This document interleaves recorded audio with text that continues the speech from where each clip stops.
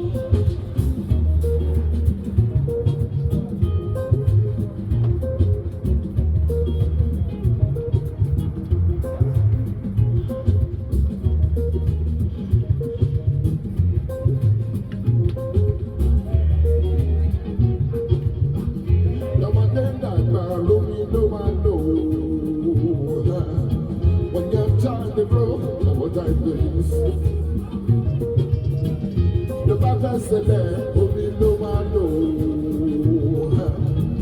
you want cuckoo soup, what are you going to do? Mama then died, Ruby no man know.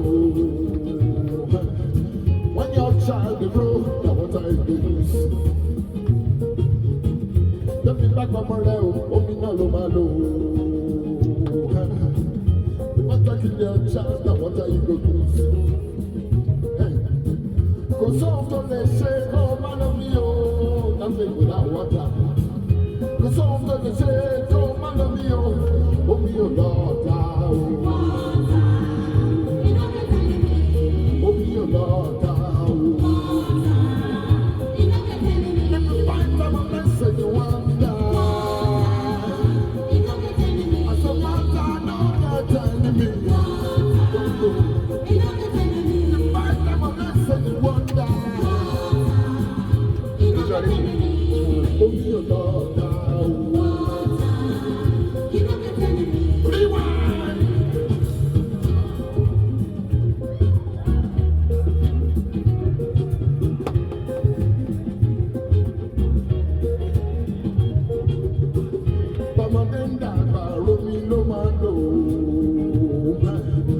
When your child is grown, what I do.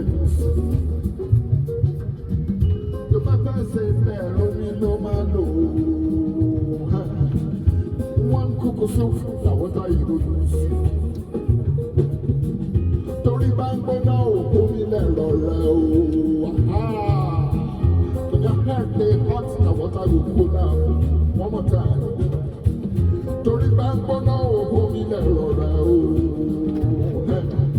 When your head they hot, now what are you going to do? It's the same song on both sides. Yeah.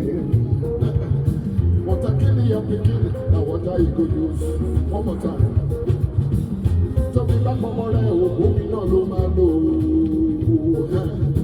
What a killing you picking, now what are you going to use? Cause some of them say, come man of me, nothing without water. Nothing without water. Nothing without water. Oh, me, Lord. Oh, you do. I'm good, brother. If you find them a message you want, this is nice. What's your lovely, nice of it. If you find them a message you want, I've got as much. If you find them a message you want, this is it.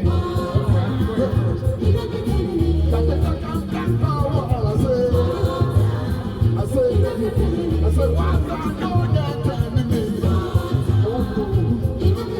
Did you buy them a message you want? Yeah, we started.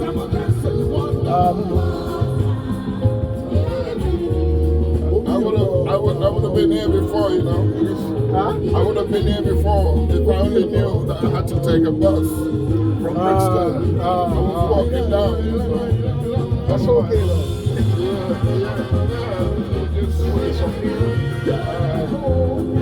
This is the record. Yeah. And I'm going to ask you to sign it. I can do that. This is almost finished. You want to play something from here? After the introduction? I have a story to it. There you go. There's a story to it. My first ever recording is this. Ooh, all right. We're talking 88. That's 88.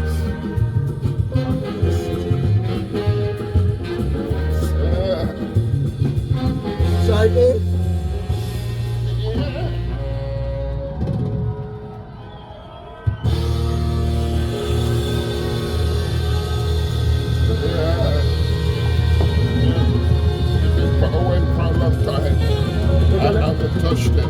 We're gonna introduce. Everyone say yeah! Oh dear. Who's that screamer? We're here, people. We're here, live and direct, another month. Mr and Mrs Wedderburn Presents. And we have another phenomenal guest. It's a privilege, an honor, pleasure. Words can't describe. Words cannot describe. I remember meeting this man early days, I think maybe 2010, 2009, 2010 in North London. There was a jam put on by a mutual friend. I don't know if you remember, Kunal Shingal, Indian guy who surprisingly is into a lot of rock and goth and... Oh yeah. Is that Wood Green? Yes. Ah, yes, I remember him. What character. And he actually introduced me to you. All right. Yeah, and he's a rocker. Yes. He's a rocker. All right. Yeah, long hair. Long Yes. hair. Yeah. But we have in our midst a legend, and I don't use the term lightly. It's bandied about a lot, but this man for us is a legend. His name is Bukky Leo. Bukky. You know, when you go to the betting office, the man you give your money to. The Bukky. The Bukky. Yeah. So Bukky Leo is with us, and I've been dreaming of this moment for a while. I've been a fan. We've been fans for a while. And see you as revered on the UK scene, the London scene. So to have you here in the studio with us today for Mr and Mrs Wedderburn Presents in April is a blessing. But let us talk about, I'm gonna go through what we played first. And this is the first record of Bukky's record label that we'll talk about. And this one is Bukky Leo and Black Egypt, his band, live at the Jazz Cafe, celebrating and paying tribute to the Afrobeat legend and pioneer Fela Kuti. And we started with one of my favorites. I chose that one, Water, Look at Any Lee. Thank you for this record. But he came in while we were playing this record, and he said the story goes back much further. But let me just welcome you. Bukky, how are you? I'm good, my brother and my sister. It's a pleasure to be here. Yeah, that's right. Yeah, it's a pleasure to be here. This is my kind of backyard, if you like. It's like where my turf, you know, because I play every week in Brixton. So where exactly? Oh, I'm always at the Efra. Ah. Yeah, on Thursdays. Legends, stuff of legends. With the legends, Bammy Rose. Yes. Bammy Rose and Alan Weeks and Tantan, Eddie Tantan. Yes. It's my people. And once in a while we have Mr. Linton Kwesi Johnson drop by. Just to say hello. That's all he does. He doesn't. No. He doesn't perform with us, but he drops in to say hello. And yeah.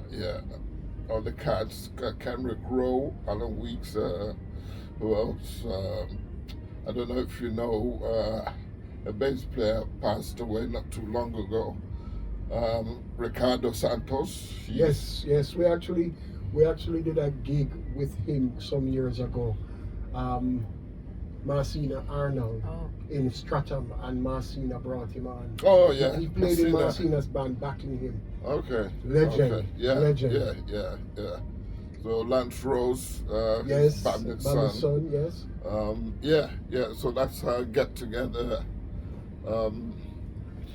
So Legends. Last 30 years, if you like, I've been coming to Brixton to do that. But that's serious, you know, because every single person you mentioned First of all, EFRA itself is an institution. Of course. And Of everybody course that it is. plays at the EFRA pub Yeah. are legends Yeah. Yeah. in Yeah. their own right. Yes. And Yes. they've made massive contributions to UK music. Indeed. Indeed. You know, so- There's a story that could be told from there. Well, we'll go into a lot of things, but we're here and we're going to talk about you. We're going to talk about the music. We're going to talk about the label. Mhm. But before we do that, we're going to play some more music because, as I said, when you came in and you heard that record playing, Mm. you said the journey started way before. Mm. And you handed me a record that was the first record you ever made In the UK. in the UK. Yes. Yes. Yes. We're yes. going to play it, but just tell us about this record. So this was so I came from Nigeria and Lagos after playing with Tony Allen, Mighty Rocos. Tony Allen just left fella that he wanted to start his band. He wanted fresh people, so he came across me and we started the band and we started doing some gigs. But I had to come to the UK soon after the band started. So within a year of the band started, I came to the UK. That was 1982. So when I came here, I started playing with a band called African High Life International. High Life International, and they did a tour. We did a recording, and then I moved on from there to Farangi Warriors. I don't know if that rings a bell to you. No. Farangi Warriors No. You're teaching me now. emerged from Amazulu. So Amazulu, one of the ladies in Amazulu was,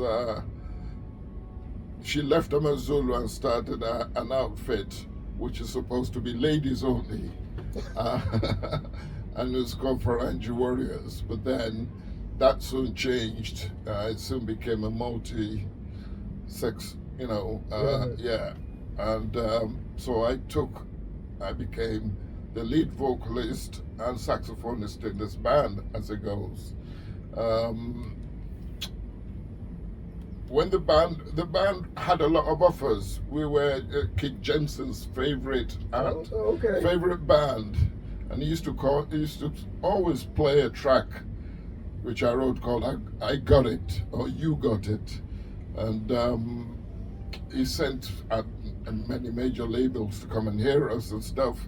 But that was a time when you can't tell us what to do, because we're multi-ethnic. Yes. There's Jamaicans, there's St. Louisians, there's Africans, there's, so the band was a mixture of different cultures. So when you come along now as a major label, say, I want you to just do this or do that, we're like, no, we have to do our own, what comes from our talent, natural. Yes. That's the way we do things. So anyway, that band didn't last long. Well, we were around for about 3-4 years, and I moved on, then went into studio and recorded one of the tracks that I wrote for the album, and recorded it in my own right. And and I inherited the Farangi thing, and that's where this comes from. It's called Future Generation. Well, there you have it, and we're gonna play it. We're gonna play it, the first recording in the UK from the legend himself. 1988. 1988. Tell you what I was doing then. 1988 was the year of one of the biggest hurricanes in Jamaica, Gilbert. Oh yes, I remember. Yeah. I remember. But Yes.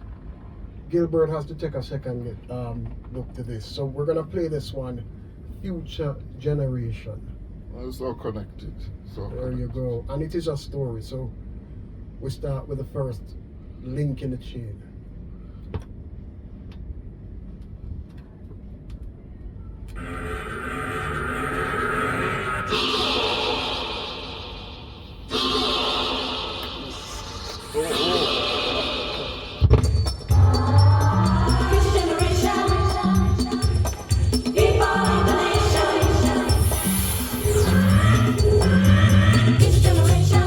Think about the future.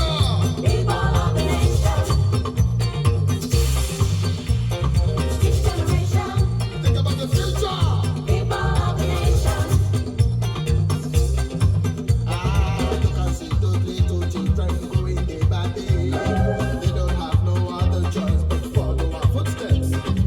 awesome.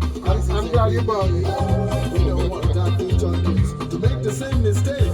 So, think about the future.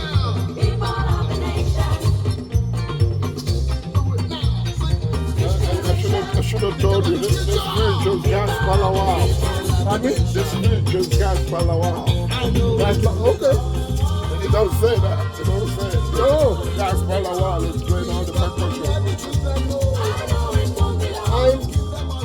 I'm gonna look for this record. And I believe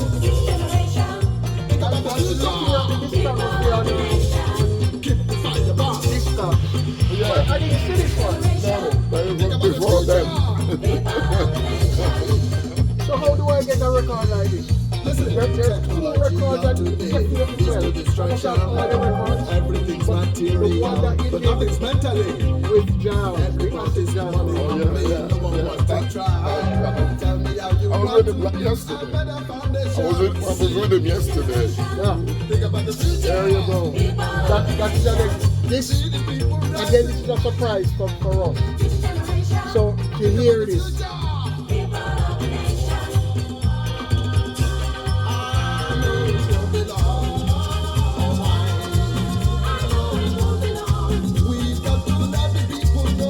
Proper vibe. I'm trying to go back to 88. I was just starting university. It was October. All right. So it was a very, what should I say? Time of change. They had a hurricane and entered university, so a lot of things were happening. Of course. And this, the vibe and sound of this sort of reflects that energy.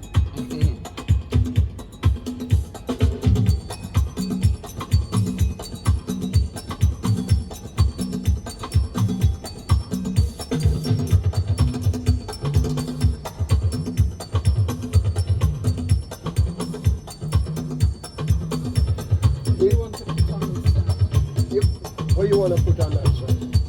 In terms of music. It's all about Bukky Leo and drift and what you want to play. As far as when it comes to where I've got recorded, this is a compilation. I know we have it. Yeah, you have this. Yeah. So, Funnily enough. and there you go. So, You know my track on there. yeah, man. Yeah. That's the next thing. All right.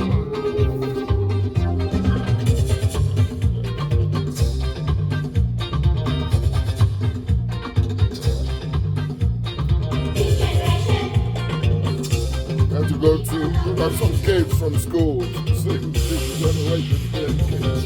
Yeah. Yeah, we got a bunch of kids together. They can sing. Yeah. Allah, as I said, well, everything that I've heard you do is so. This goes without saying. So it's a real honor.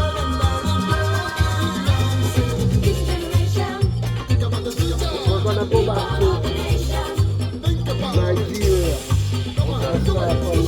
Actually, we're gonna start in London. Recording really started in London. You know, I'm talking to your life. All my life. Yes, you are. All right. We're gonna start from London and then go to Nigeria. I think for us, it's about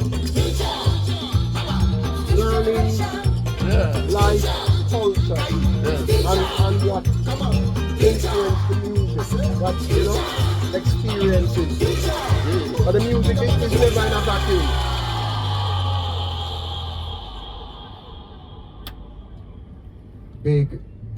Big tune. Again, the first recording from Bukky Leo in the UK. And again, the message is very clear, ever present. The vibe is effervescent. Can't beat a tune like this. Featuring Gaspar Lawal. Yeah, featuring Gaspar Lawal was my main kind of percussion mentor at the time. Nice. You know, we featured him to play all the percussions on that. You can hear his talking drums and everything. Yeah. But that was before the days of internet and social media. I did not see this on Discogs because when I did a Yes. search, I did not see it on Discogs. So Yeah. Well, this is a very precious we record. kind of moved on. By the time we could come back to this, thing started rolling, and we have to circle around back to it. Well, I'm glad that you brought it for us to play. Good. We normally, when we start, we don't rehearse our show. We don't pick questions, but Mm-hmm. we like to start at the beginning because the life journey influences the music. The life experiences influence the music and the direction of the music. Yeah, And- I'm with you. Totally. Yes. And we know that you're born in London, or so legend says. Yes. I was born in Paddington, Labrador Grove. Albert Grove. Yes. We had a St. conversation Mary's. about St. Mary's Hospital. Yeah. This world is a very small world. Yeah. And I'll tell you why it's small. We just before coming here went to visit our newest granddaughter. Oh, bless. And she was born in St. Mary's, Oh. as were her mother. And that was revealed to us today. Fantastic. Now, this afternoon, now to come here in this show and for you to tell us, I don't even know what you call that. Something divine is Well, happening. congratulations. Yes, beautiful baby, beautiful baby.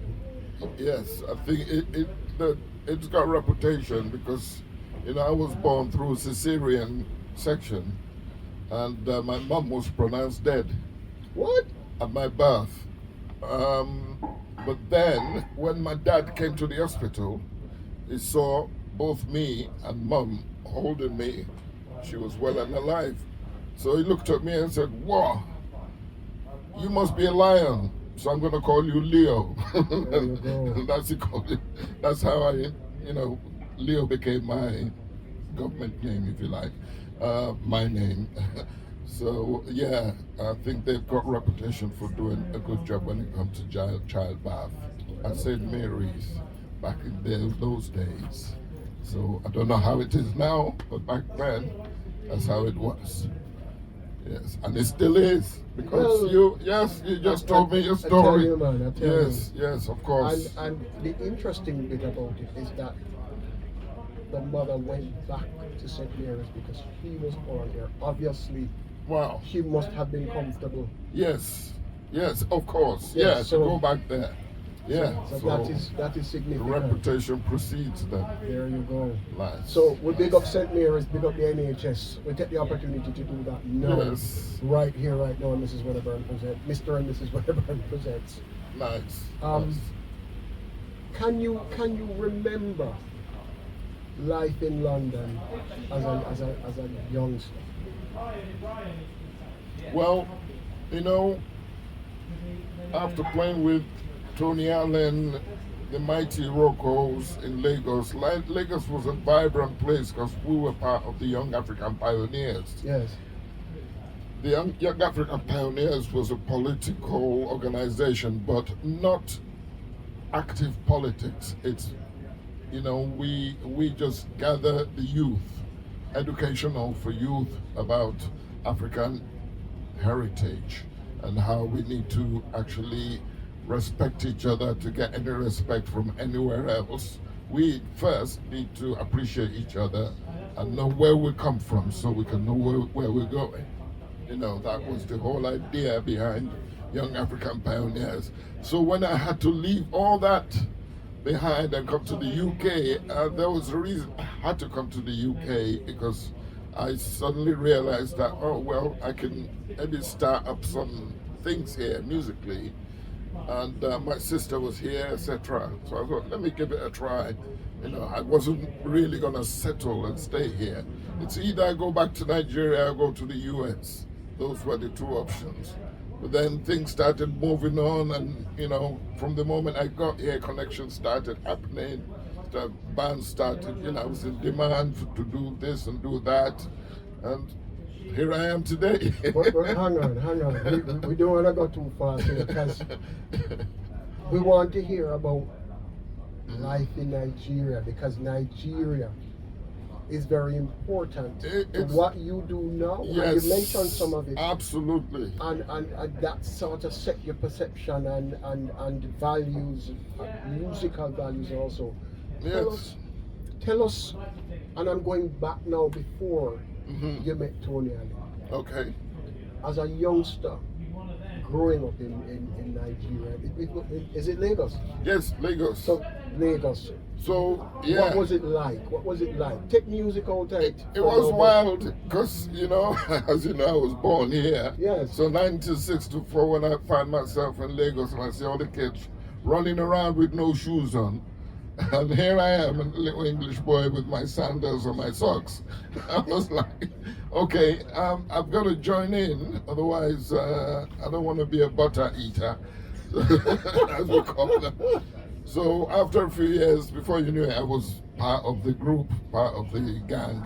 We play football, have a dinner, go play football, go listen to music. Now, when I was about 9 years old, I would say between 9 and 12, we lived at a place called About Macaulay. And but before About Macaulay, we lived in Ajay Street. Ajay means selling and harvesting. And Ajay Street is not too far from a club called Kakadu. Now Kakadu is, before fella went to the US and met Sandra Isidore, he was playing High Life. And that's where they used to play, a place called Kakadu. I was too young to go in there because I was going to a school called All Saints School, and I have to pass Kakadu Club every time I go to school. But then sometimes when I'm playing out, I could go past there and I hear the music, which was great. I didn't go in there. Everything was, So since then I've been musically intertwined to the point where when I'm at home, when the kids gather, I stand up and sing Hey Jude to the group, to the kids, and I play my air guitar, and they know me for that. I've always been the one who comes with the music, and they say, oh yeah, let's get Leo up to do a song for us. Either I do Beatles, or I do Hey Jude, or I do Jimi Hendrix, and I've always been intertwined with that. And then, of course, we moved from there to About Macaulay. Now, About Macaulay is right in front of a place called the Central Hotel, where a fella moved to.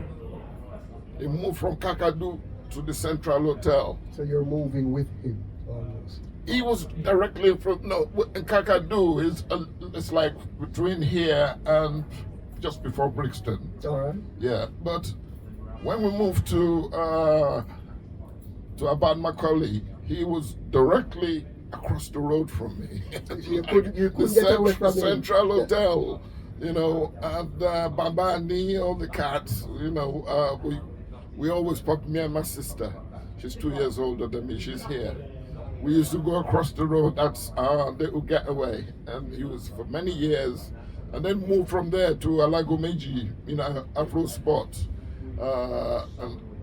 So the music has always been with me. Big influence. And a big influence. Big influence. But when I decided I need to play, I was gonna play guitar. Guitar was gonna be my first instrument, because I was hung up on Jimi Hendrix. Who wouldn't be? After hearing Jimmy, I was like, that's it, that's my instrument. But then I started going to the shrine, and I heard fella playing. I heard him play trumpet back in the Kakadu days, but then he moved to saxophone. And by the time he moved, he went to the US and come back as a totally different man. Started smoking weed and, and this revolution and but thank God he did, because the message he brought back from the Black Panthers and Isidore is the message that I inherited. And that kind of changed me from being a little Catholic boy who's just looking up to this music to actually being well entrenched in it. Because I took on the revolution, you know, I became a young African pioneer, started hanging out at the Calacuta Republic. Me and Lemmy Gary Oku, ID, Iku Janyo, all those cats, we started the Young African Pioneers, and fellas used to sit down and we talk about African revolution, we talk about things. Then I stopped going to church. Of course, that's where the trouble goes. Because, you know, we didn't see church as a bad thing. We just saw it that, you know, for Africans to actually be enlightened, we need to embody our cultural values, our ancestors, and actually look at our religion to move forward. Because there's a lot of poverty. Yes. The poverty was immense. You know, there was no constant electricity, no constant water. We have to go and fetch water, like, you know, down the road. And we see, you know, we see on TV how they live in the West, and we think, damn, you know, we can have this if we just concentrate on ourselves and stop worshiping these people, and, you know, look into our own doctrines. And that's what African Pioneers is about. And that's what fella called his band Egypt 80 later on. But before that, the Africa 70 was the band. That is the heavy music machine with Tony Allen. That was the band. Every once in a while, if I'm lucky, I get a look in, but it's when Tony left fella and decided to start his own band. That's when I became actively playing the saxophone in the band. And yeah, so it's you know, I still kind of miss it, and I do go back from one time to time, but you can't miss that period. The Shrine in the 70s, if you haven't been, I sympathize with you, because that is an energy that can't be replicated. I can imagine. No. Imagine. It's nothing like what's happening today. It was just, the energy there was just phenomenal. And, you know, and also we have our meetings with the pioneers, and, you know, it was just forward ever, you know. But then I had to come to the UK, and I came to the UK, and it's like 9 p.m. everywhere's quiet. I'm like, geez, what's going on? I said, okay, let me get myself together, either go to the States, check it out, and I did go to the States.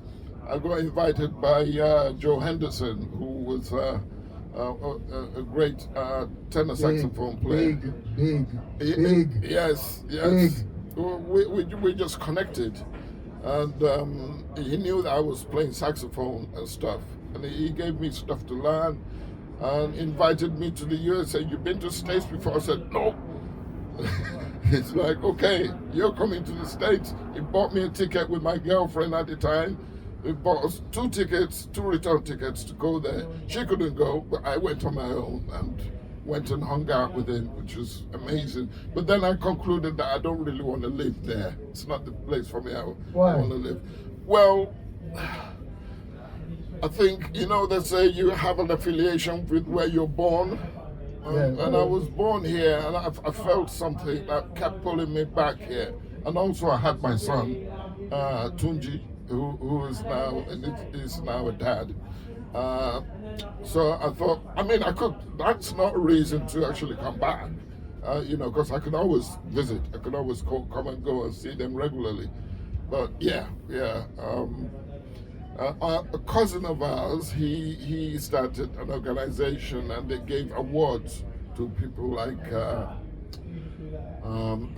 couple of Nigerian artists who were based in New York.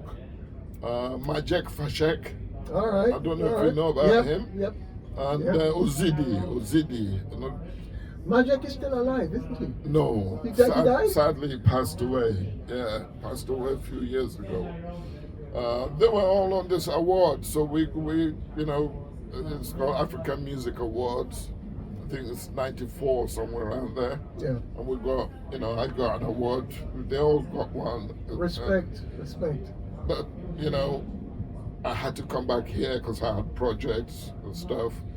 And then we're going to lead into the man I was hanging out with yesterday. Yes, the Tony Allen. But I tell you what, we're going to get into some music. Jazz, yes.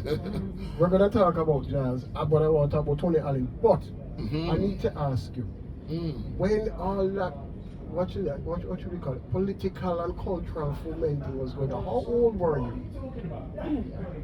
So I was in my early 20s. Okay. I was in my early 20s and I was hungry for information, Why? Because I mean, you took a particular direction that not everybody took. What was happening then? What was happening in your psyche that you were yearning for this Africanism? It's an awakening, you see, because when I was going to church as a Christian, I always asked myself, how come Africans are at the bottom of the barrel?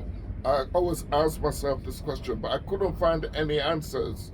That how come we can't live a decent life like they do in the West?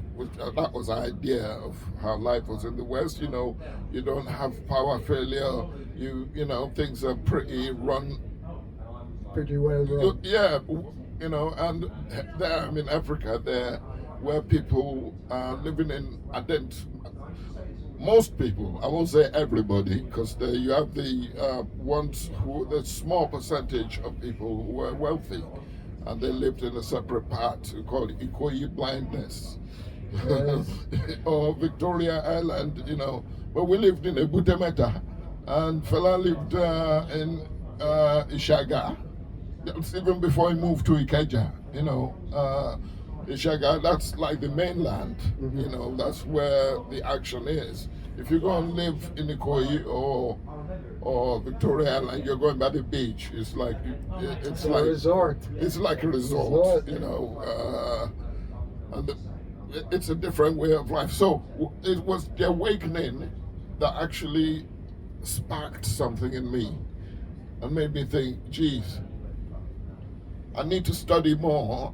And then when I found the answers of what I'm looking for, it's just like someone had opened the curtain of my heart. Like, this is what you need to know. This is what we need to be doing. This is the ideology we have to move forward, to get. And we once had it. And then I started discovering Egypt, places like, and I went to Egypt. I went to the Valley of the Kings and the Valley of the Queens to see how how rich we once were, and how we do have all this ideology of mathematics, science, all that. It's all part of our culture. It's in there. It's in there.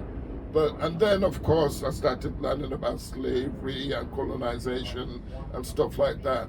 Everything then started to make sense to me, growing up. So I just kind of embodied all that and became what you have here today. Wow, this is what we want to hear. Again, as I said, what influenced you to be where you are at now? But we're gonna play some music. Okay. And again, if you are just tuning in, this is Mr. and Mrs Wedderburn Presents. We're on BMC Radio, the big bad BMC Radio. Our special guest is Mr. Bukky Leo, and he is absolutely schooling us in culture, politics, music. We're going to go into one of his other tracks. And this is the track that I know. But we're gonna let it run, and we'll talk about it after. But when we come back, I'm gonna talk about the connection with you and Tony Allen that actually set you on your way musically. But yeah, let's get into this one.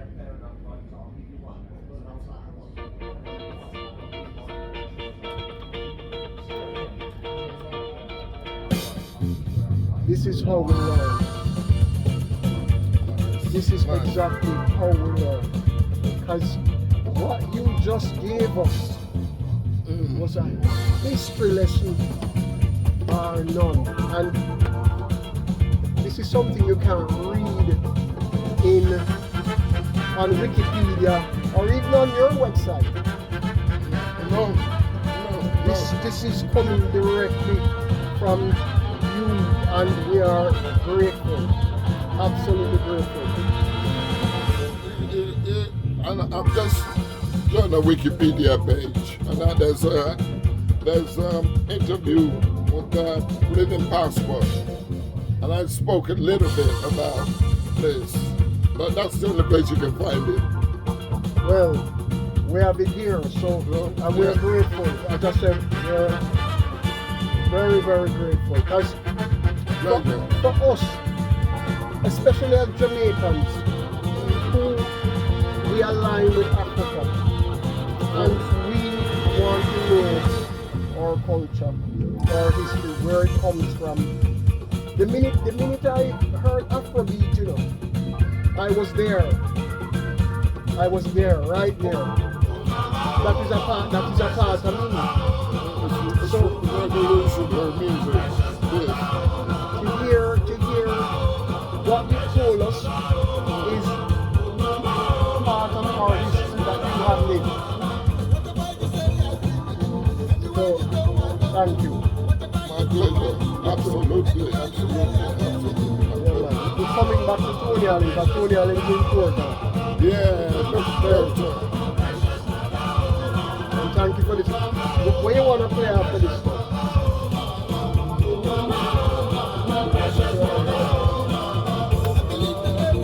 Well, we want to go in the chronological order.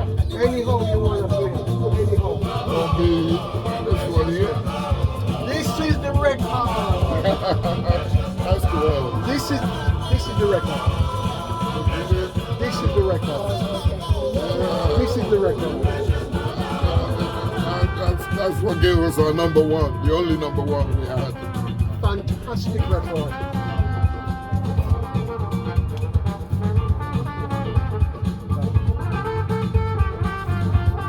Which one you want me to play? The main track is. Which I should right Yeah. Is that the A side? Yeah, it's here. It's here on it. Yeah, well, it needs to be the first track. Yes. Maybe you can have a little listen. Sure. Let me just make sure.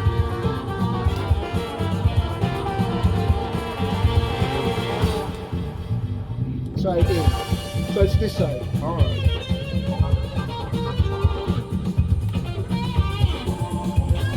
I'm gonna buy this record and hang on. Do you have any copies to sell? This one? Yes. No. But I'm gonna buy it on discount.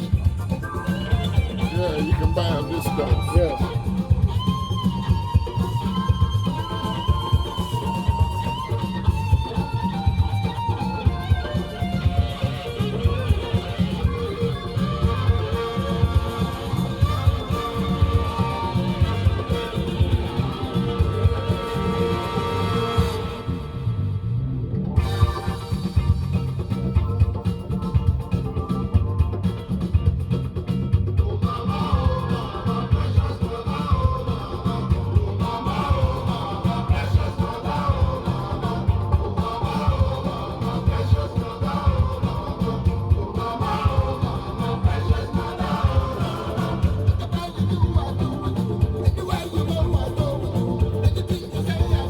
You have the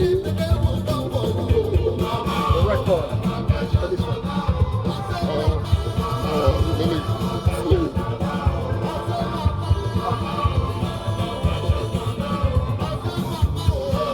When I saw this, I actually bought this on the back of this and one of the band.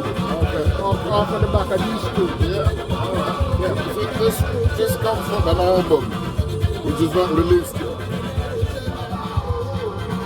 It comes from an album called The Source. When? It's not released yet. When are you gonna release it?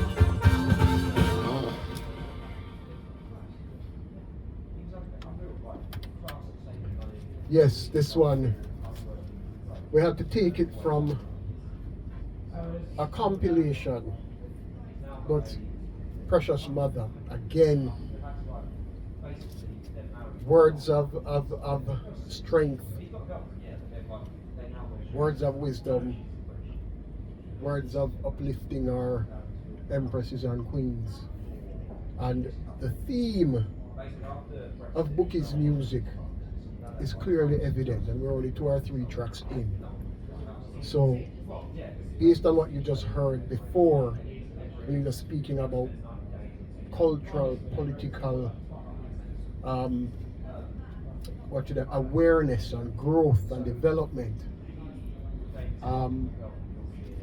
the music fits clearly in line with all of that developed years ago.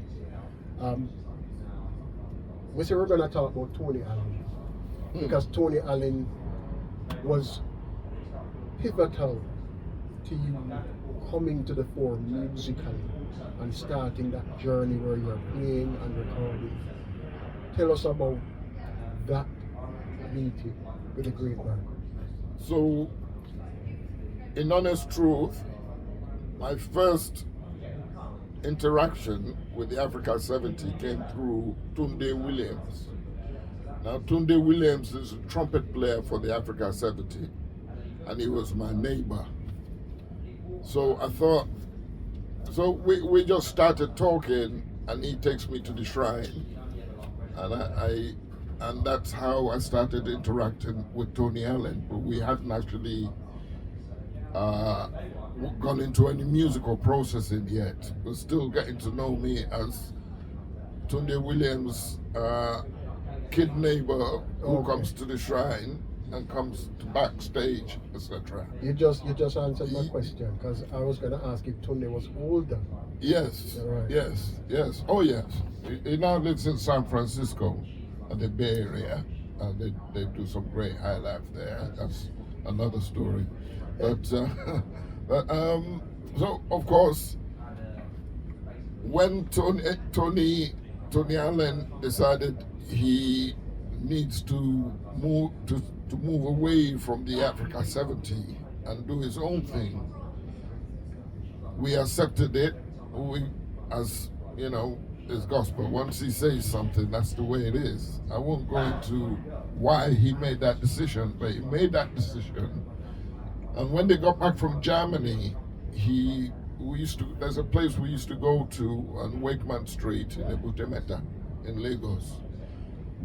We used to go and smoke. It's like a communal place. We go there and hang out, have a joint, and commute with the young, musicians and young people live in the area, both young and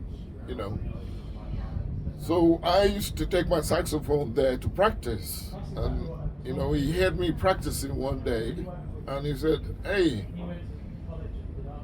I'd like you to come and play in my band. I like what I hear, and would you be interested?" Of course, I said, "That's a dream job that you're offering me there, sir." "Yes, I'm in." So, but before that,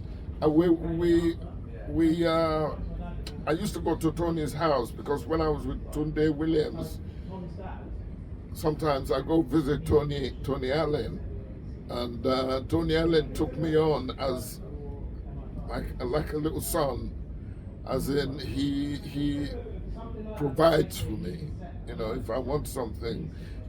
And when I told him that I had to come to the UK, he looked after me so much, and he built me something that I wouldn't mention here, but he built me something to take with me to always remember him, and he said, "We're gonna, touch base again, because he's coming over here at some point soon."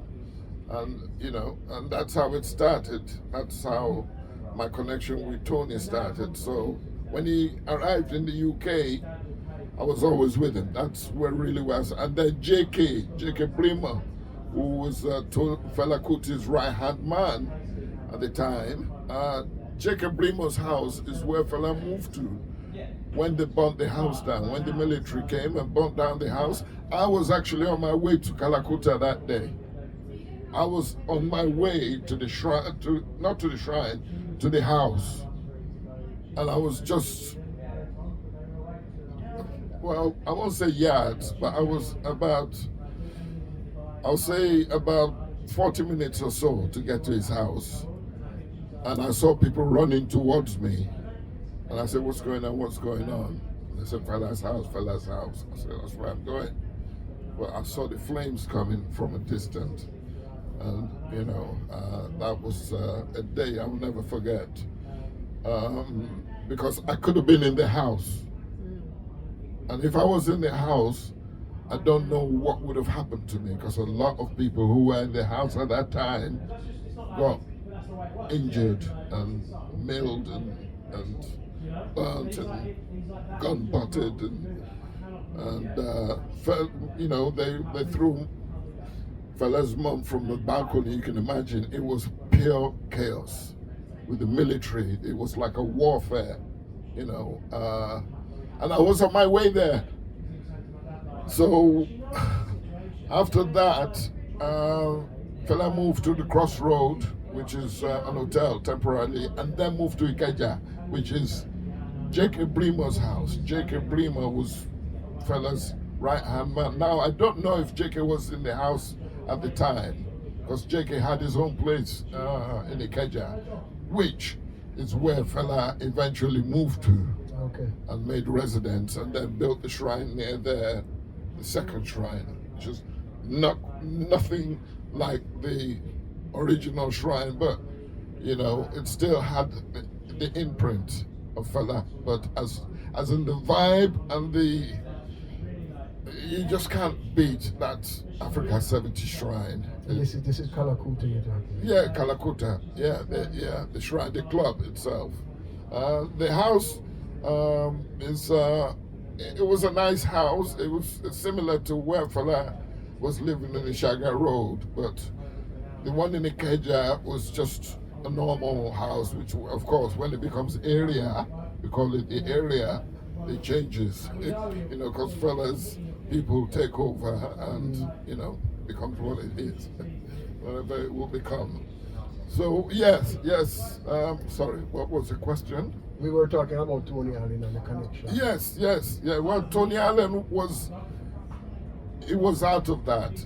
I still kept going to Ikeja, but my affiliation with Tony Allen, you know, because I played with Tony Allen's band, you know, that was strong, and that continued until I left here. And Tony, when Tony came here, we were able to continue, and then we did some gigs. He started playing. He did, you know, he's a master of what he does, and everybody wants to work with him, like from Damien album to people from Rolling Stones. I can imagine that there's lots of names of great rock musicians who wanted to work with Tony, but Tony wanted to do his own thing. And the last thing that he did was form a quartet, which he wanted to work with and record with and tour with, which he did. But then in the meantime, he's also working with Yuma Sekela. They did an album together and stuff. But then, of course, you know what happened before that. You know, COVID came along. Yes. And just before we were able to move forward, the great man had a stomach aneurysm, and he surprisingly, you know, to everyone's surprise, he left us. Yes, it was a shock. Actually. It was a shock, and it was terrible because nobody could go to his funeral. Yes. Because of COVID. You know, I saw some, and he was buried in France. There was about 3-4 people there max, you know, because of social distancing and all that. It was, and I was, we were here just flabbergasted and in disbelief that this great man has just waved us goodbye like that in his full strength. Yes. It wasn't, apparently that stomach aneurysm, you don't have any symptoms. It just busts. When it busts, that's it, like that. Before you could be jumping and playing gigs the day before. When it happens, it happens. So I remember it was a huge loss here. UK took it hard because a good few of our musicians had worked with him, had been mentored by him directly and indirectly. Yes. Femi from Ezra Collective. Femi, Moses, all those cats, delicious to me. All the cats who were around. We surround him.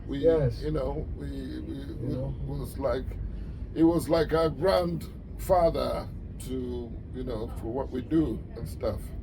So yeah, it was a huge loss, but his spirit lives on. Definitely. Spirit lives on, his music lives on. There's no gig that I do personally that I don't do one of his songs. Especially We Don't Want to Fight Your Wars No More. Yes. We always perform, we always reference Tony Allen. We can't talk about Afrobeat without referencing Tony Allen, because Fella, even though Fella was the pioneer and the ideologist,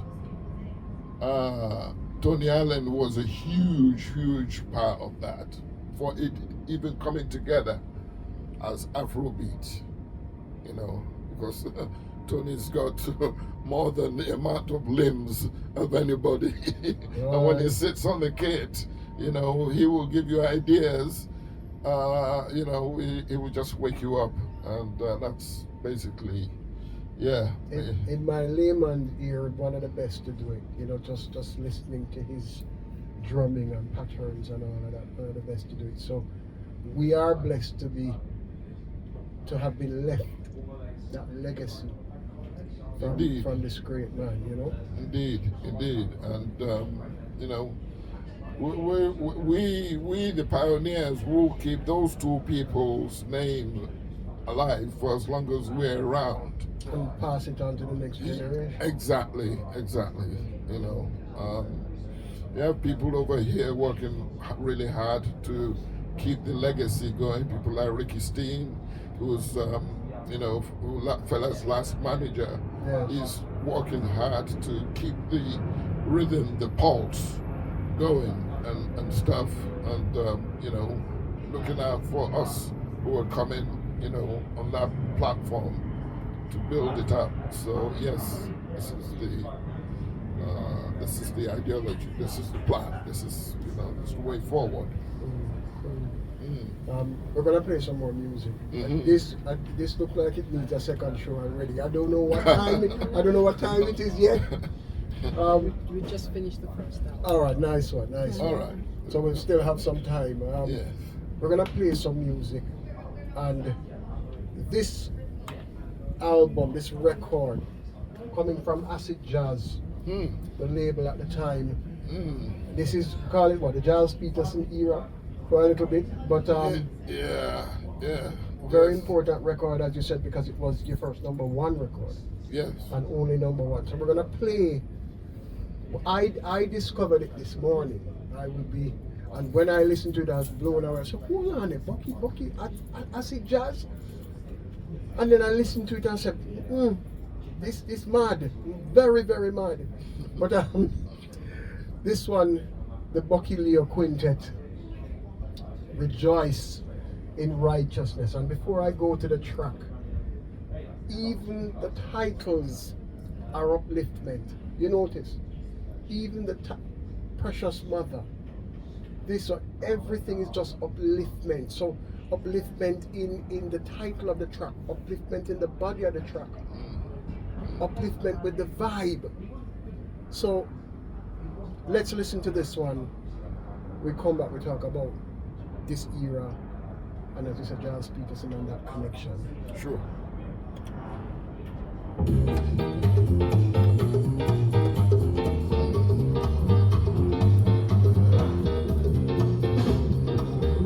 I am going to get this record. This record, I can't find it anywhere. Which one? This one. No, I don't think you will find that. I don't think you will find that. But I've got the master, so Reissue it. I'm looking to. I might reissue it. Reissue it on your label. Yeah, I'm looking to do that. I think it might be. I mean, slow it down a little bit. Give it some punch. Yeah, man. And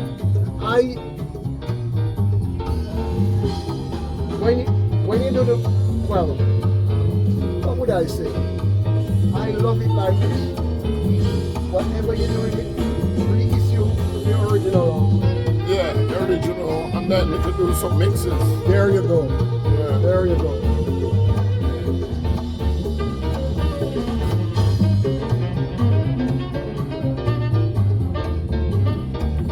Before the end of the month is out, I'm getting this record.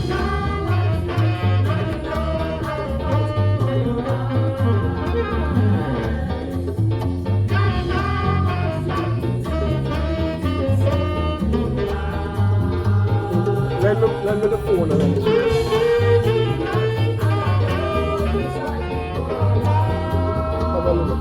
Would you like something new? I mind something soft. Yeah, juice or Coca-Cola. Let me get you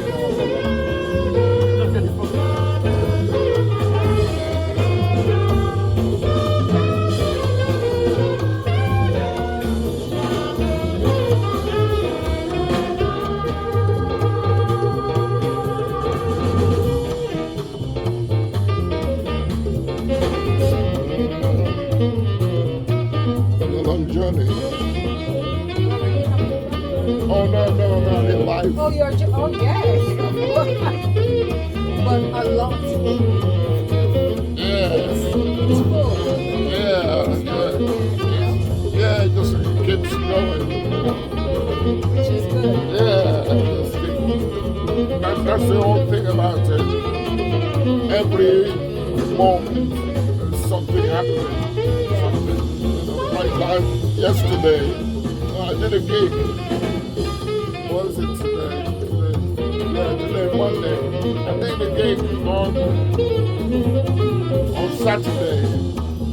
And somebody told me, hey, Giles Peterson's having a party on Sunday.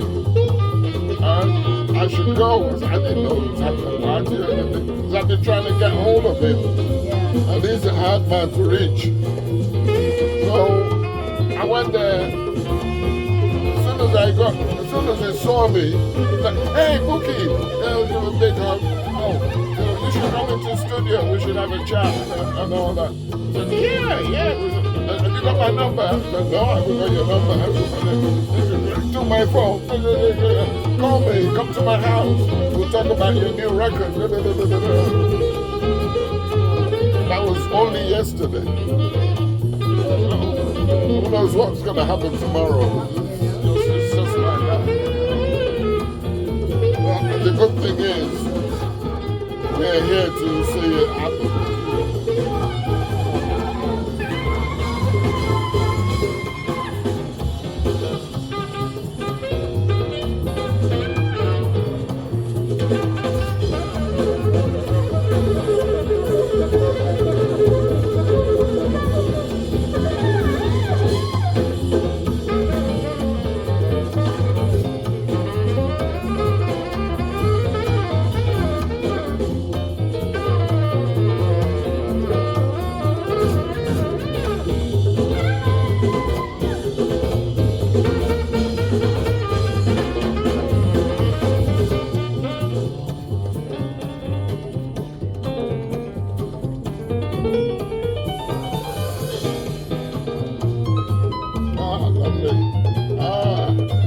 You know what I like?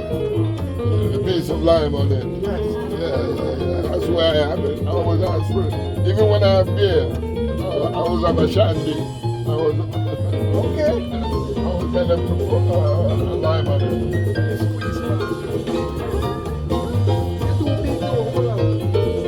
Yeah, I know. Yeah,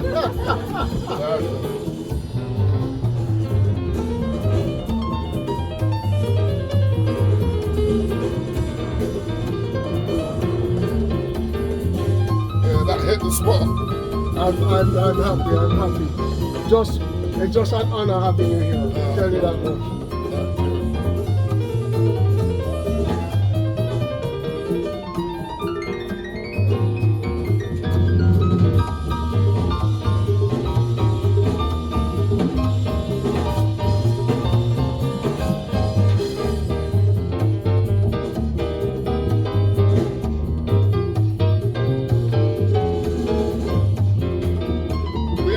Did 2 records.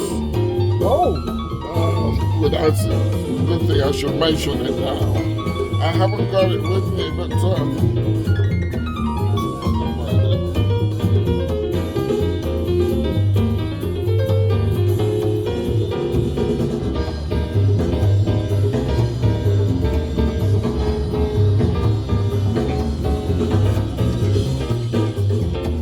the freedom principle. yeah.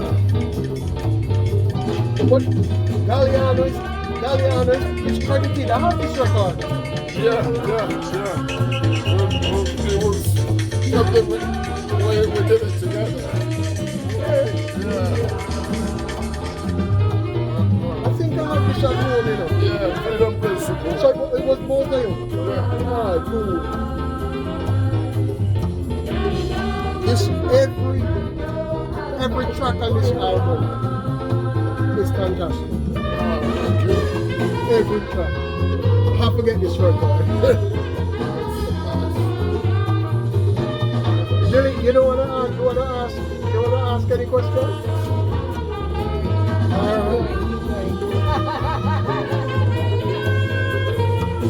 It's just a pleasure, as I say.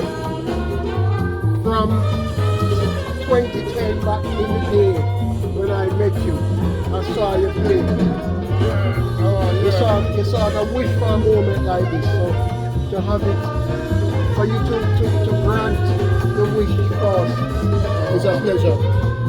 My pleasure. Real pleasure. And again, it's an education for us, a real education for us. You know, we weren't there, so you just took us right into Lagos, right into the Strand, right into Calabita, right in the middle of it. And for that we're grateful. So, what are you gonna play after this now? Something from your label. Oh, we have to talk about Drift. We have to big up Drift.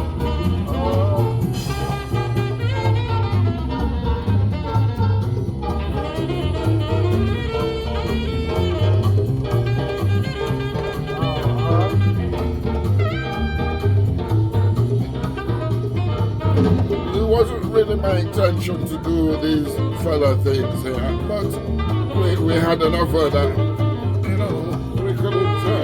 Yeah. From Jazz Cafe? Yeah, Jazz Cafe wanted us to do.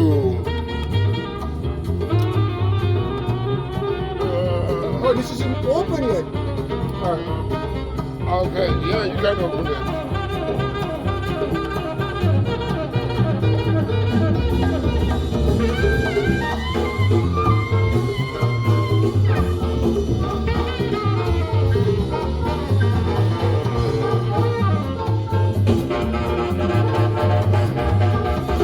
Open it either. You can open it. I did try to look for open ones. That's alright. Anything in particular you want to play from this one? It's just Go slow. Go slow.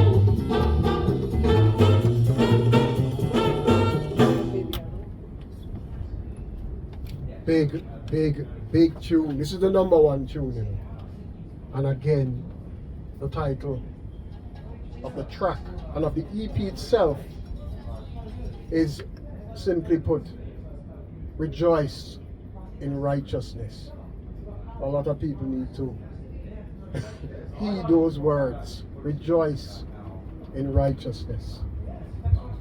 Yes, there was a revolution at the time for the Afro, for the acid jazz thing, and for jazz in particular over UK. The jazz warriors were out there, and my big inspiration was Pharoah Sanders. Yes. He inspired me a lot as a saxophone player and in my writing. So that was my contribution for the time. And I can, because Giles Peterson and Eddie Pillar, they approached me and said, listen, why don't you come up with a track that we can do, because we've heard of you, doing stuff around, and come and be part of this, this acid jazz revolution. So I wrote about 3 tracks, and each one of them were put on this EP and put together as an EP. But Rejoice in Righteousness that you just hear there is, we used to have the IDJ dancers, and there's a few groups that dance, that do all in the clubs at Dingwall's every Sunday, and it was a blast. And this track is one of their favorites to actually dance to. You should see it. It's quite an electric atmosphere every Sunday. But the track then started to make a name for itself. And next thing you know, he became #1 in the blues jazz rhythm charts for the Echo. And the word just got around. But we never really recorded. We did a few other compilation tracks, but we didn't actually go forward because I think Giles Peterson left Acid Jazz Records then, and then the Pillar carried it on, and they're still doing stuff. Yes, I think they're still doing stuff. Yeah. But it's interesting. I am living vicariously through you that era, and this record, as it were, is makes you, as they say, one of the pioneers of the acid jazz movement. You find that unlikely? Yeah, I believe you. I totally agree with you, because there was an acid jazz anniversary not too long ago in Camden. I don't know if you heard of it. They had an exhibition of all the pictures and people who helped it happen. And there was pictures of me littered all over the place with Giles Peterson looking like a little schoolboy when he was just starting out. And all that revolution people used to come to, people like Janine, who used to come, who were there from the beginning. Yes. Janine was there yesterday as well. So you went yesterday? Yeah, yesterday I went to one of the Giles Peterson and Patrick Forge. Yes. They were doing a thing in the West End. So, and it was Ross Jones that told me. Ross Jones. Yes. He's the one who told me. Such a lovely man. He said, Bukky, you should get yourself there. Don't worry about that. You weren't invited. Just show up, show your face. And I thought, yeah, let me go. And it was great. While I was there, though, I met a brother who he remembered me more than I did him, but he told me some bad news. Which, do you know a guy who used to sell records in front of the Jazz Cafe in around 2000 or so? We used to have jam sessions in the afternoon at the Jazz Cafe. It's before John Dabner took it over. That's a long time. Yeah. We weren't even here in the UK yet. No. All right. There's a guy called Percy who sold records outside Jazz Cafe. It's got great vinyls. actually came to my house to look at my vinyls at one time. But I changed my mind that I want to keep my vinyls. Makes sense. But yeah. So, and I was looking through them today, funny enough, and I was thinking, oh, I'm glad I kept them. But sadly, he passed away. He had diabetes or something like that. This is recent. Percy. Those who know someone who sold records, great vinyls, like hard to find vinyls outside Jazz Cafe, will know who Percy is. And may his soul rest in peace. Yes, so condolences to Percy and his family. Yes, indeed. So, but it was good to see the guys. Chris Phillips was there, Patrick, of course, and Paul Bradshaw. Yes. All the guys were good to have the gathering back like we used to, and stuff. So, yeah. So that's a good. Tell me. reality. I'm curious. Again, we weren't here, so I've always. It's always good hearing about what was happening around them, not necessarily the music, but what was happening around the music to actually inspire the music. What was happening around the time? What was happening with jazz, with Patrick, with Paul Bradshaw? What was the vibe of the clubs? What was the vibe on the streets that gave rise to this thing that is called acid jazz? Oh well, acid jazz came out of the explosion of jazz that was going on generally. We've always had jazz in the UK, but there was suddenly Al Blakey became a regular visitor to Ronnie Scott's, and he used to bring, the messengers. They interacted with us as musicians. Suddenly, they kind of ignited our interest in jazz.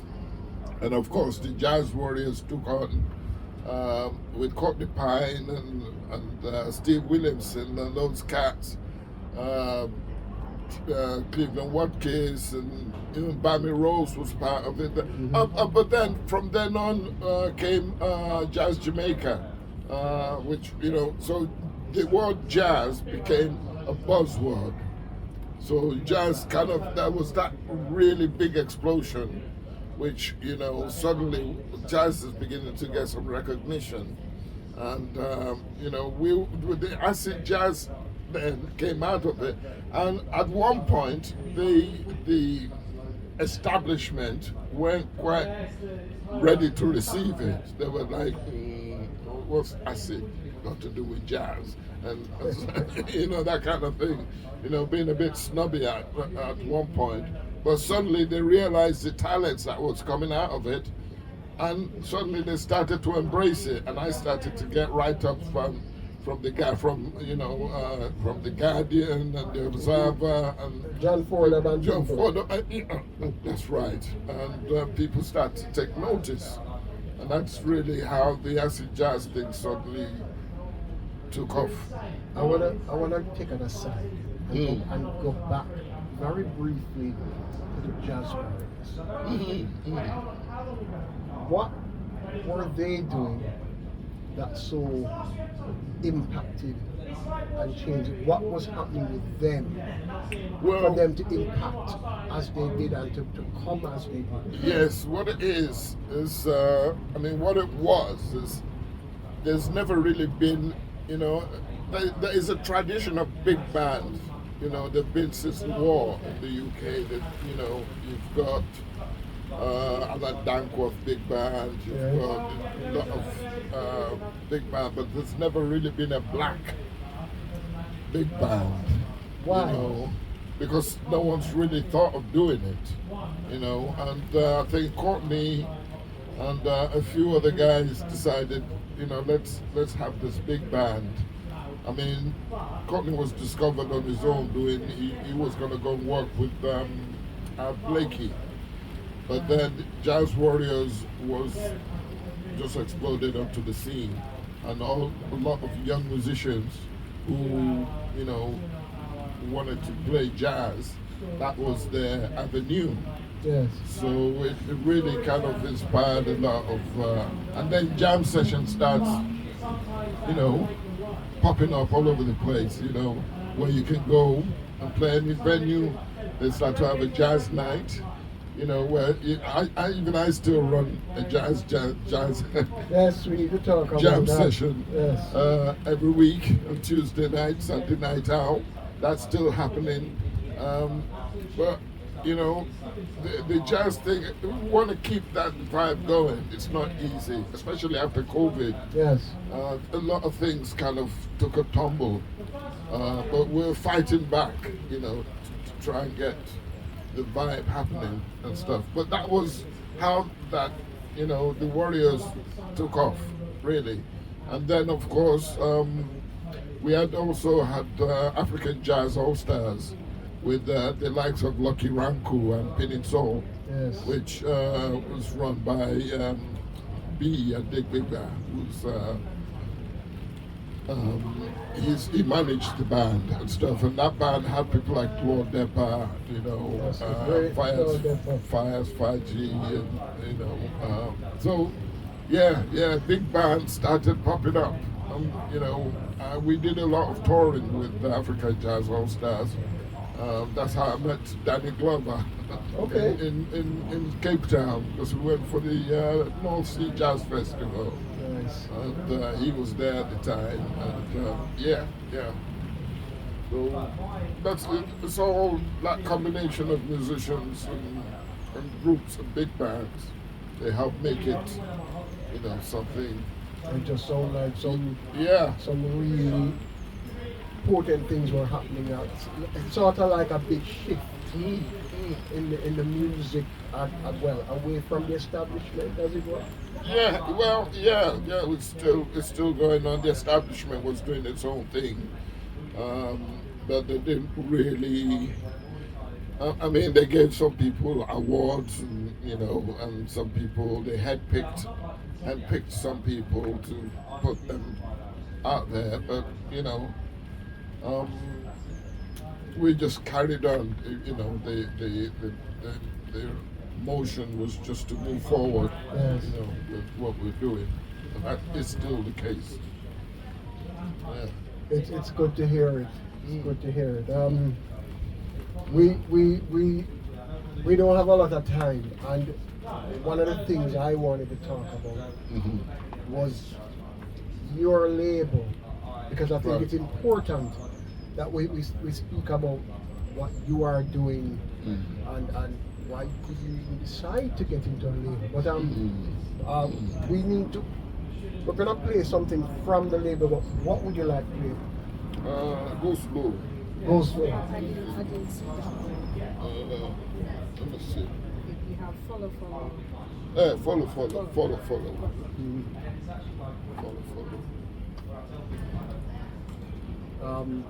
We are before we even get into the music. Why you've been in this business for a while? You've recorded for other people. You've had your own bands. You played some big venues. Why start a label?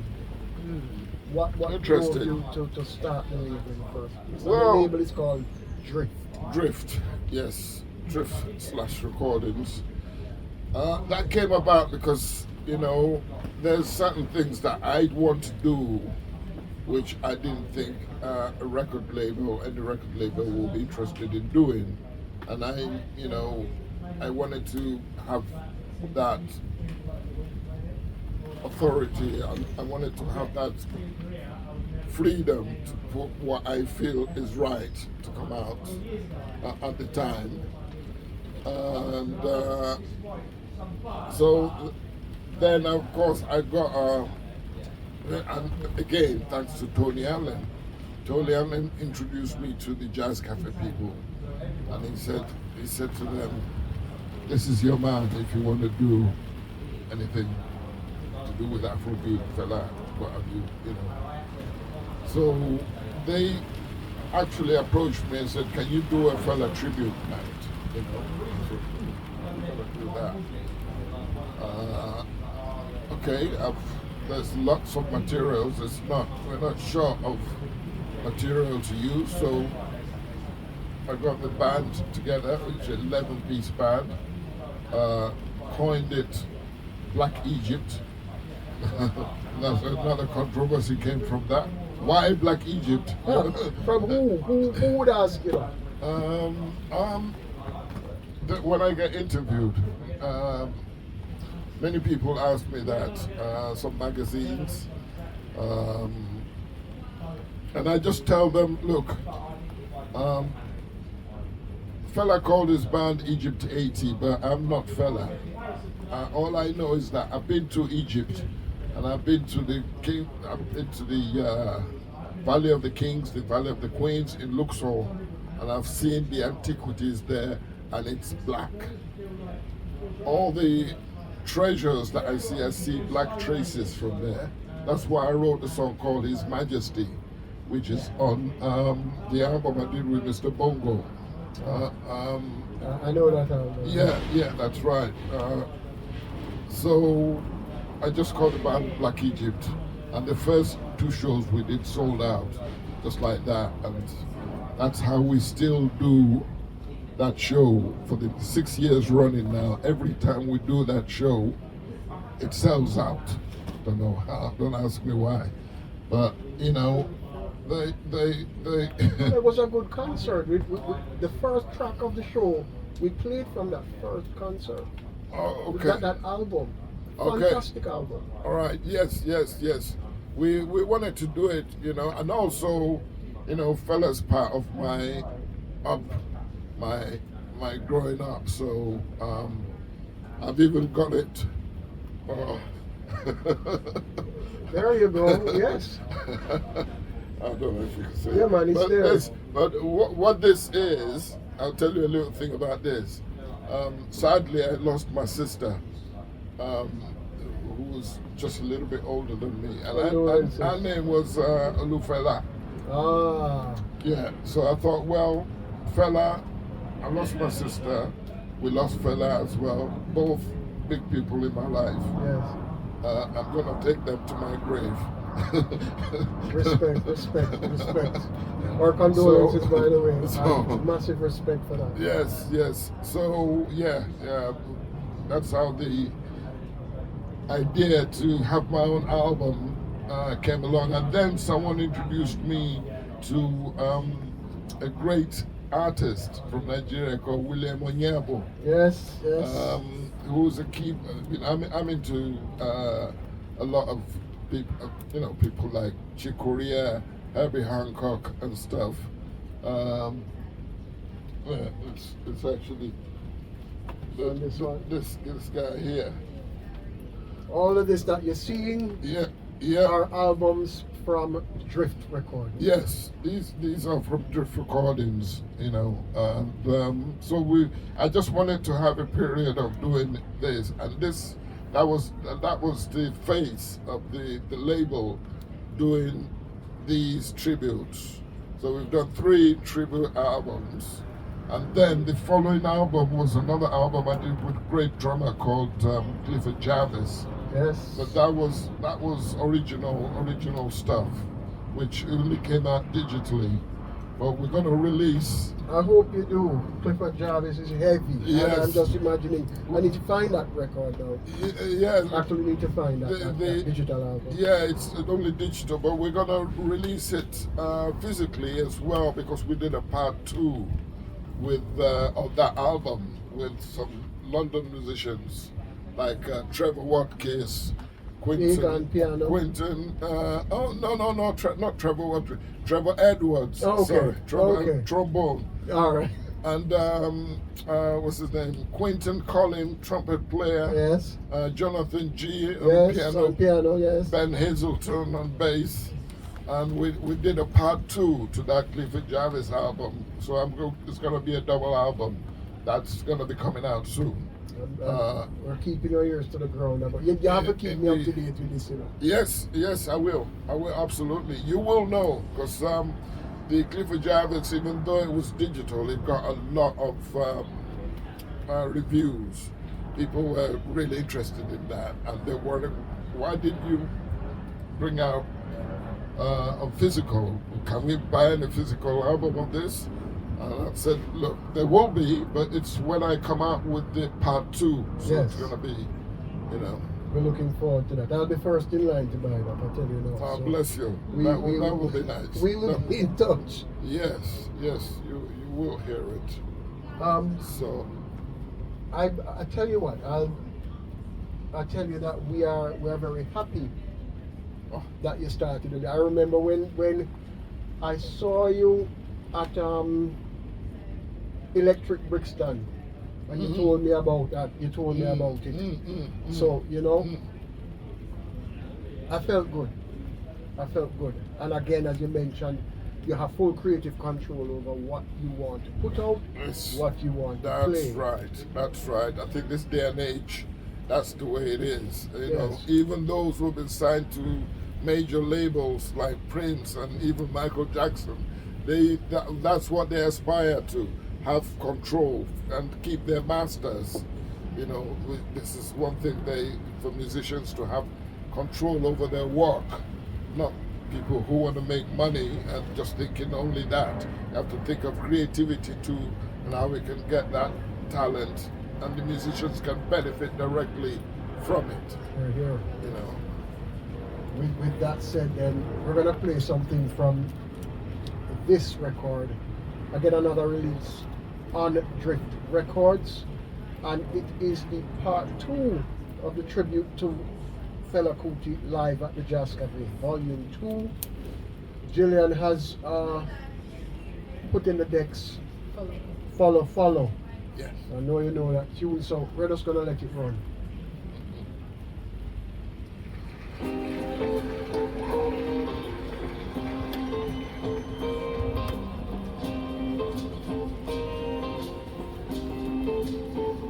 Sorry.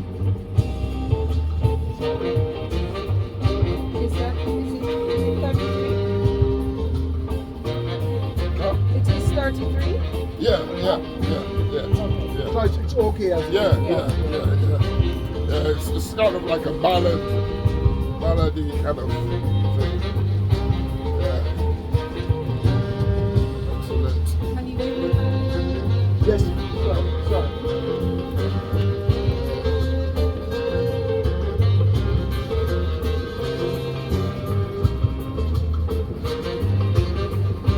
Nice to see Professor Mad Professor coming here the other day. Yeah, man. As I said, we are grateful to you Nice. guys, Nice. because you are the people musically that we look up to, and musically and as men. For us, you're our bigger brothers, and you set the trend, you just set the things here for a lot of people to come to. Yes. Nice. So we're grateful. You know, because with Mad Professor, me and Dennis Pavel, we went into the studio to record Make It Run. You know that album? Yes. And Dennis wrote a track for me. It's the longest name title for a reggae track. And he wrote it for me. It's good. I mean, it's a dub track. Oh. It's a dub Where track. would we find that? It's on Make It Run.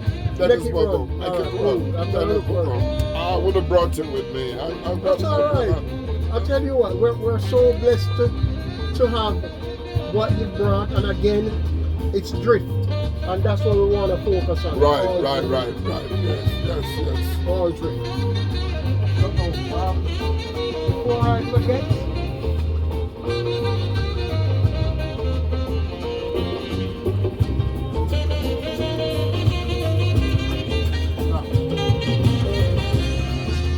and you sign this stuff. Absolutely, yes.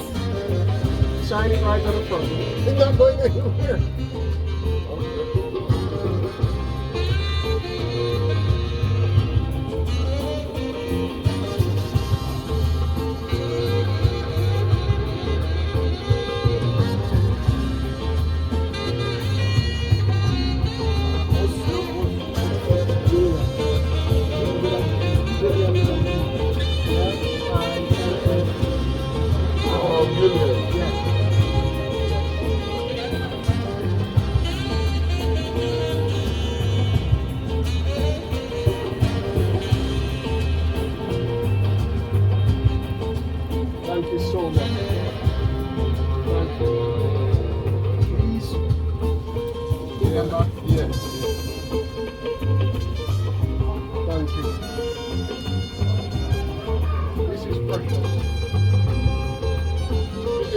But anyway, you know, I'm not gonna do any more fella tributes. Although somebody's come up to me and wants me to do William Onyabo. You know, they use this track for BBC broadband on TV. Yes, yes. And some guy, and we do it live. When we do it live, the whole place erupts. You know, they love that track. And this guy wants to do that with me. He runs a label and stuff. Which label? UK based? Yeah, UK based. Which UK one? Based. It's got a Japanese name. I can't remember the name of it. He wants to do it. It's not done yet. Okay. I haven't actually accepted his offer yet. Who's the guy? His name is Nick. Nick. I don't. Let's see if I can find this name. Nick Weston. Nick Weston. Nick Weston. I know exactly who it is. Yeah. Yeah. Nick Weston. Nick Weston. Yeah. Yeah. He wants to do a 7. He wants to do a 7. Yeah. I know exactly who it is. Nick Weston. Yes. Yeah. That's it. And his wife is Japanese, so he's There you go. There you go. Good person. Yeah. Yeah, Okay. man. Good person. Yeah, man. Put out some good music. So I'm not surprised that he has approached you. And I would say very smart to approach you. So it's up to you. Yeah. It saw the response when we did it live. Yeah. The whole place just erupts. I mean, suddenly everybody dancing to them. They want us to do it again. I don't So he said, and they contact me the next day. He said, Bukky, I want to record that song with you on another track. Just 2 tracks. 2 on a 7. Because he releases record 7s like that. Yeah. We might do it. Well, it'd be good to get your input because I don't know him that well. Yeah, I've known him and I've known him for a while. And I'd say good people. So Okay. explore it. Now, when it comes out, I will buy it.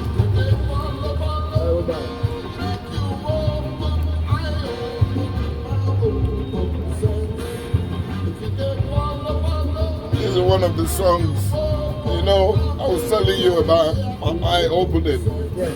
This is one of the songs that actually opened my eyes. It's like we Africans, we're just following European religion without opening our eyes. Yes. We don't follow, you know, we end up in the cupboard. Yes. And in the cupboard is full of cockroaches. You couldn't have said it better. You know? You couldn't have said it better. It just opened my eye and I see why the suffering is there. It's because we don't do that. We don't really regard ourselves too much. I was in this Nigerian restaurant the other day and there was a bunch of men talking about politics. And one of them said, why do people go into politics? And they all concluded that they're going in for money. Nothing else. Money. And I was like, oh man. I didn't say anything. I didn't. The ones that going to help are the ones that they normally kill. Well, this is it. Yeah. Like, yeah. Like the guy, they named the airport after Muritala Airport. He came on, he wanted to do good. There you go. It's a pattern. Yeah. It's a pattern. Like, it's my turn now. Yeah. I have to eat the money. It's a pattern.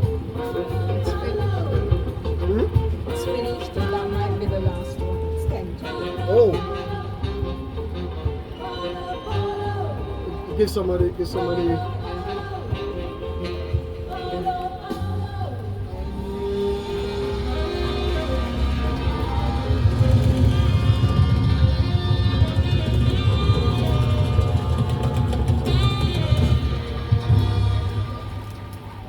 very last drop in the Jazz Cafe. I wish I was there. This is the next best thing for us to experience it right here with the man himself, Bukky Leo, our special guest on Mr and Mrs Wedderburn Presents. From the album, just take Bukky Leo at the Jazz Cafe, paying tribute to Fela Kuti. This is the volume 2, playing the track Follow Follow with some luminaries that we all know and love. I know Kishan Khan is on this one, as he was on the first one. I know Maurice Brown on guitar, Richard Olatunde Baker, Harry Brown, our big brother Harry Brown, also legend. We need to actually get him right in the studio, you know. So, it's larger than life. Yes, yes, and we have beef. We have beef. Harry, well, we have fish. We don't have beef with Harry Brown. We have fish with Harry Brown. But some fantastic Toby Newell. Toby Nowell, Yes, Dennis Davis, Toby Nowell, I should say. Sorry about that. Salim Rahman on drums, wicked drummer. So, yes. You know, backing vocals, Anne-Marie Annan. Baker, Richard Olatunde Baker again on backing vocals. Yes. And lead vocals on tenor sax, the man himself, Bukky Leo. This album, get it on Drift Records. Do a search for Bukky Leo. You will get to his website. It will tell you all you need to know about who Bukky Leo is. It will tell you about his music. The shop is there. Get in and buy some of the best Afrobeat made in London live. It is that simple. Yes. Have to big it up. Have to big it up. Give thanks. Have to big it up. Nice. You know the time run out already. The time is almost done. You know. All right. The time is almost done. We will have to play one more. All right. And we're gonna play from this record. What would you like to be played from this before we say our goodbyes? Let's see what we got here. Yeah. Well, Atomic Bomb is the famous one on this record.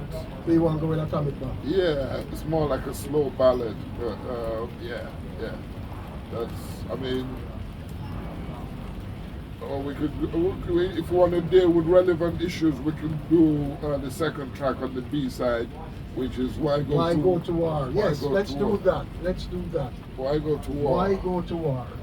Which is a very crucial question at this time here. Yes. You know? Do we really need it? Yes. Yeah. You know? This is the one.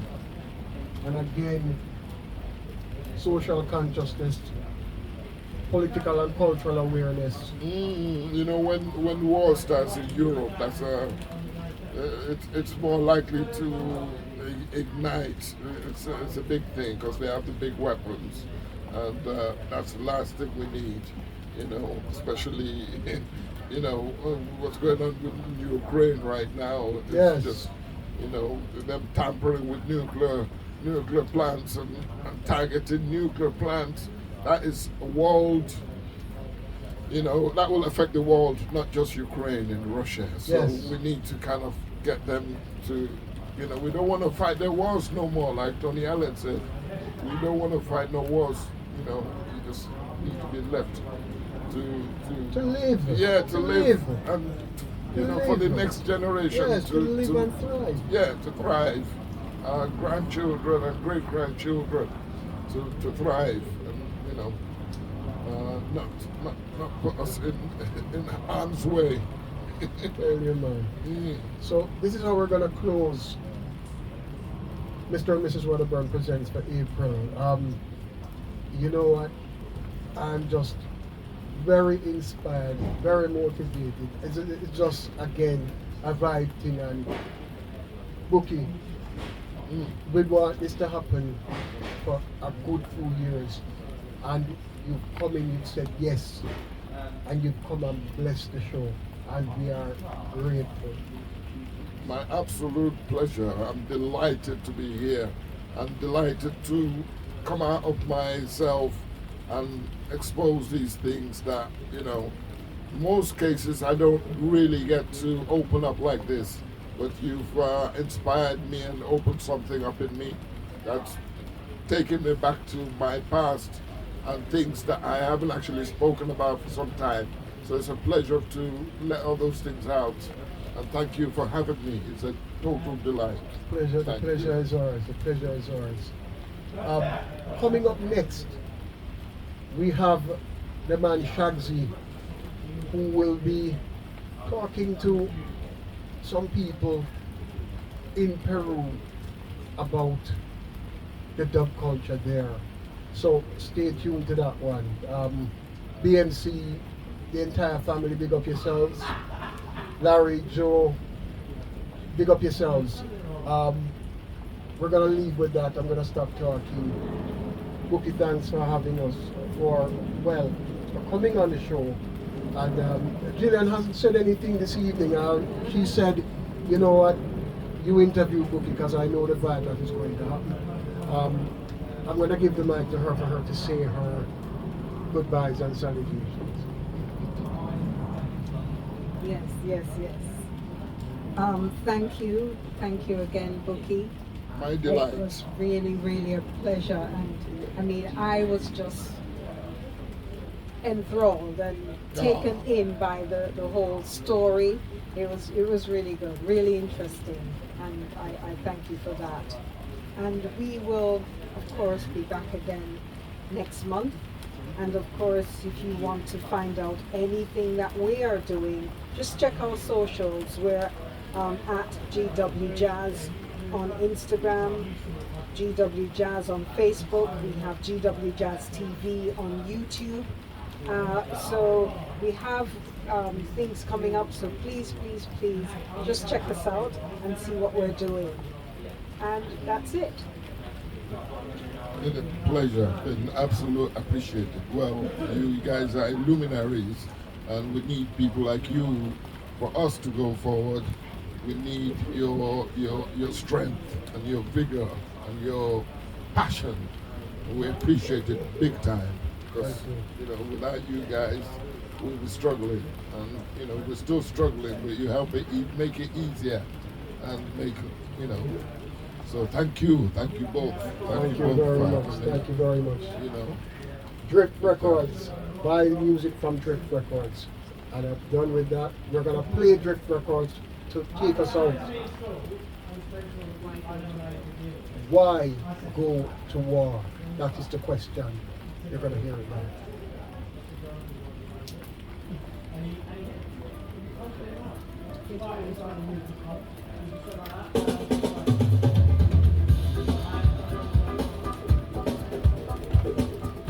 Super. Bukky, thank you so much. I don't think you understand the levels. I don't think you understand the levels from. Well, this it's gotten a lot better than I thought it was gonna go. I thought, it's like, yeah, big time. When we met at the Forge, I didn't think, and you said, I noticed that you play a role. I know that you play a role in the music, but I didn't know that, the passion is so strong, For us, again, Right. it is the music, it is the passion, it's the people. It is the people that you set it for us.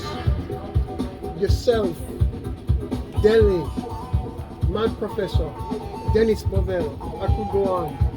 The whole Jazz Warriors, Gary Crosby, you've all set it for us. We've come in and we've seen that groundwork.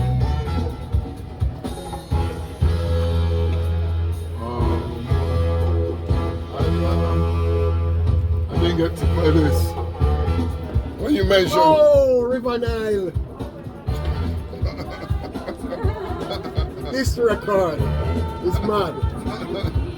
when you mentioned Gary Crosby, Yes, he played on this. yes, He played on this. There's some big name, Gary, Jonathan J again, frequent collaborator. yes, Mark Mandesi, I'm busy. big, one of the best drummers in the country. best drummers. Yes. Robin Jones on percussion. Yeah, so rest in peace. Yes. This is a big record. Big Yeah. record. As I say, I'm gonna find them on Discogs. Okay. Buy them. Yeah. We were on a different tip. This came after Rejoicing Righteousness. Came this. We might have to beg you to come back because the story. I mean, we have to cut corners because of time constraints. But yeah. And of course, we never really touched on Oh my God. We need another show. We need another show. Some big things coming out of Drift. Sweet Soup, oh my God. This is the latest one. Yeah. There's some fantastic mixes on this. But this will fit very well into some of our DJ sets. Alright. Yeah, man. Right. I think I got one of those tracks over.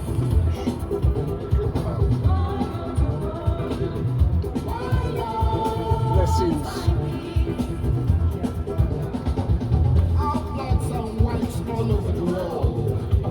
8 o'clock, so we're gonna bring it down.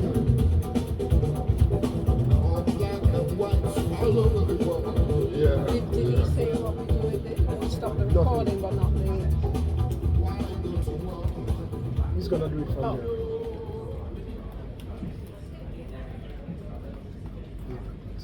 here. Yeah.